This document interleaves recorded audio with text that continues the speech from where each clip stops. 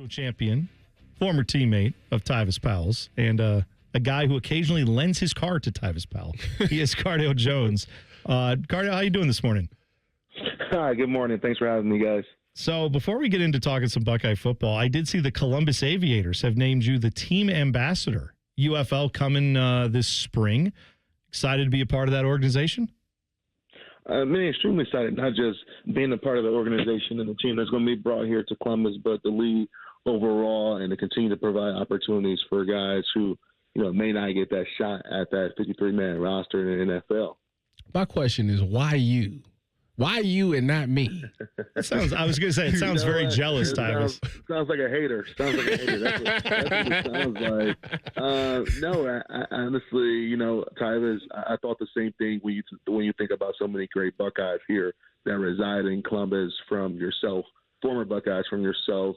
You got guys like Maurice Corrett, Braxton Miller, Josh Perry's back in town, and the list goes on. But I really think it boiled down to my experience with the lead. The UFL and the XFL have merged in the last couple of years. I think it was right after COVID, to make it one lead and to make it as competitive as possible for that spring lead and grab as many eyes as possible for one brand of football versus, both of them was in the spring league when I was playing.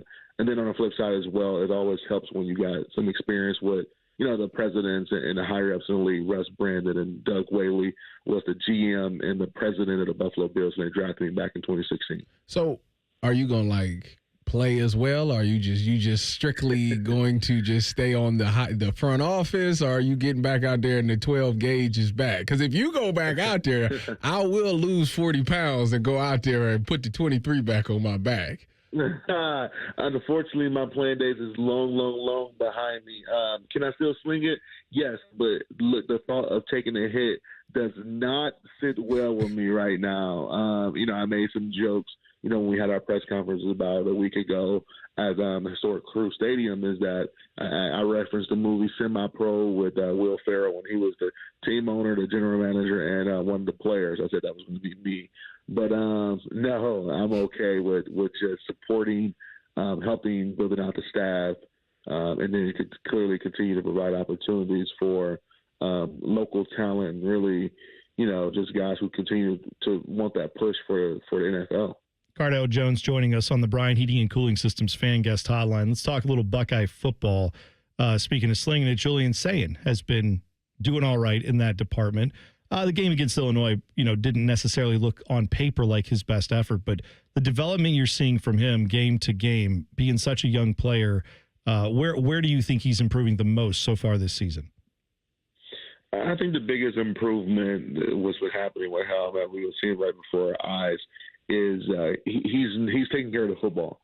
That is always the biggest thing with young quarterbacks because, sometimes they go out there and they want to, test the waters a little bit, or they want to go out there and do more than what they really have to do. And you've seen that around the country with other young quarterbacks who have, higher turnover rate than you would like to see from the quarterback position.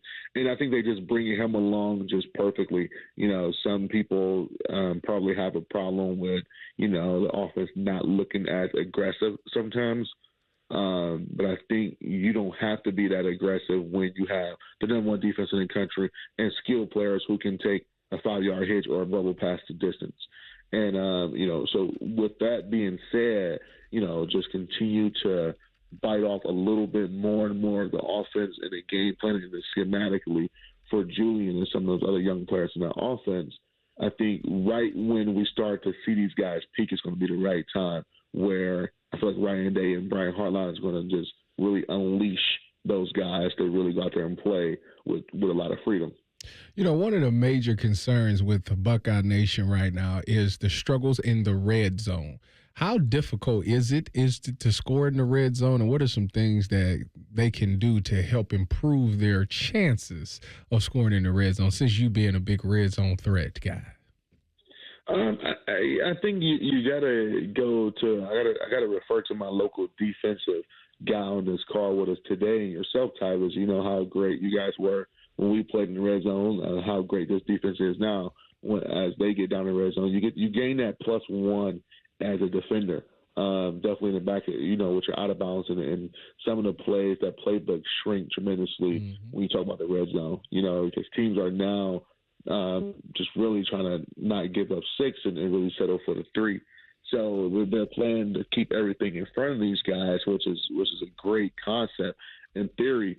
But I think when you talk about capitalizing in the red zone, it's really a lot of one-on-one plays that happens down there. You saw the fade to Jeremiah Smith. I think that was just something that's lining up into a formation, knowing that you're going to get one-on-one and say, hey, my guy got to go out there and beat this guy. And then you look at other scenarios and situations where, that one-on-one battle wasn't won with a Buckeye and a defender.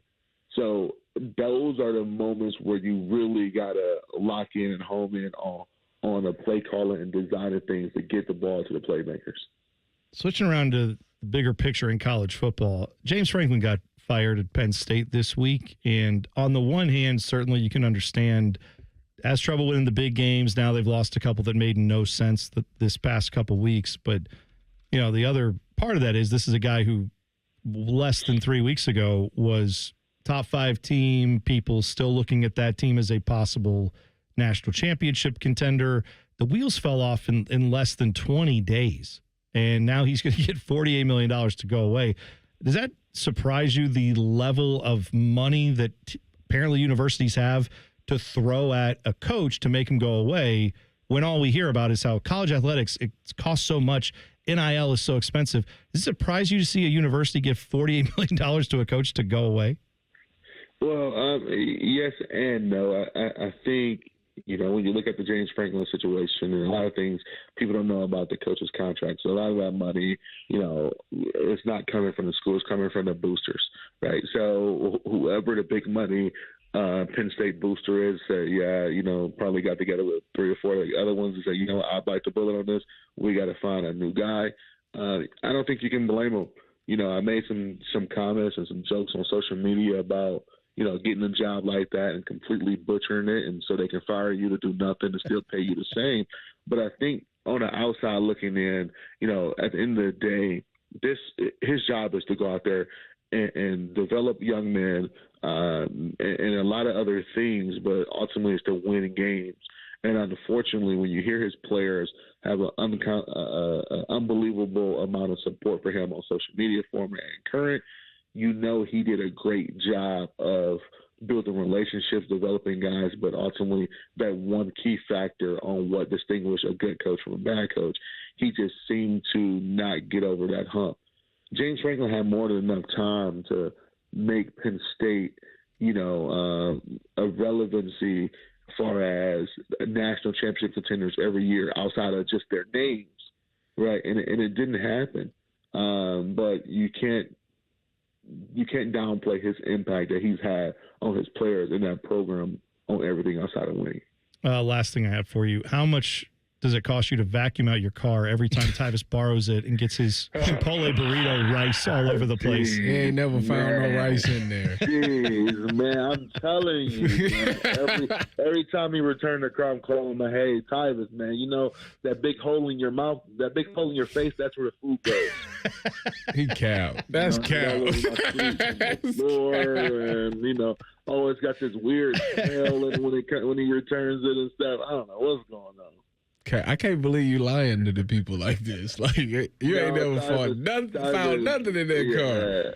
No, Tyvis, he take care of he's a very neat person, and that's why we was roommates for our whole time at Ohio State. Well, at some point, next time we talk, we'll have to talk about the meals you guys cooked together, because Tyvis said you guys were expert cooks, and you guys made some really great gourmet dishes. It was one meal. It was 1 or 2 meals that was a staple in our college dorm or apartment. It was pizza rolls and taco salad. There we go. It. That's perfect. That's a diet I live on. There you go. Cardale, we appreciate the time. We'll talk again soon, all right? Thanks for having me, guys. Have a good one. There you go. Cardale Jones on the Bryan Heating and Cooling Systems Fan Guest Hotline. We will hit the buzzer next. It's T-Bone and Tyvis on the Fan.